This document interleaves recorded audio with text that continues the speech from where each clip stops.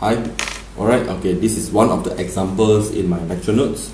So, is that x is a discrete random variable for binomial distribution, which the value of n, the number of sample n with two parameter n, and the probability of success will be p. So, if the mean, alright, the question is giving that if the mean of this mean of x, right, mean of x is 50, right? And the variance of the standard deviation, right? The standard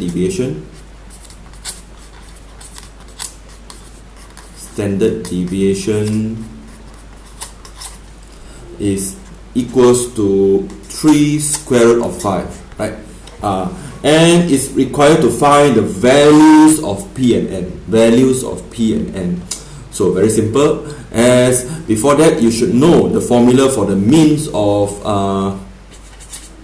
binomial distribution, right? The mean, or sometimes we name it to be expected value of x. The formula will be NP, which is given as, you know that the mean will be 50, right? So then we have one of the equation here, which relate n and p, which n multiplied with p will be 50, the first. And secondly, we know that the standard deviation, okay, standard deviation, sometimes we give it to the symbol of sigma. Sigma will be 3 square root of 5. And you must know that standard deviation, if you go and square, you are getting the variance, right? Because the variance of x is defined to be the standard deviation square.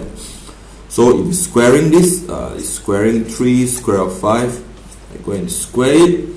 So you are getting 3 square, you will have 9 square root of 5. If you have square, you are getting 5. So 9 times 5, 45. Means that the variance is 9 times 5, 45, right?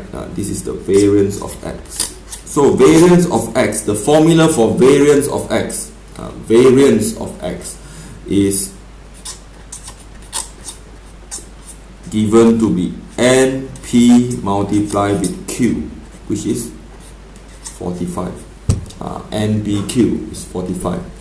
So I leave it to be equation 2. But before that, I have already known that np, the value of n multiplied with p is 50. So with this, I can directly substitute the value of np here. As you know that npq is 45, right? The formula for variance will be npq, which is equals to 45. So np, you already know from equation 1, the value will be 50.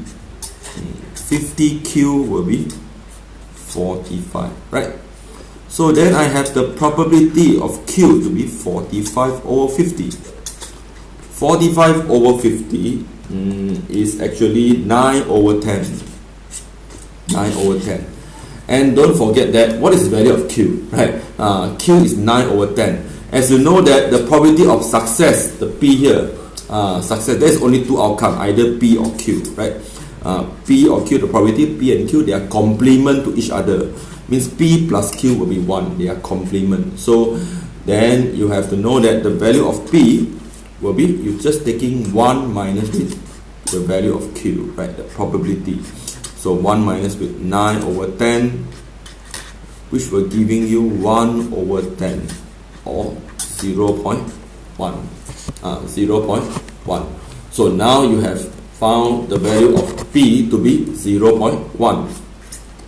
P to be 0.1.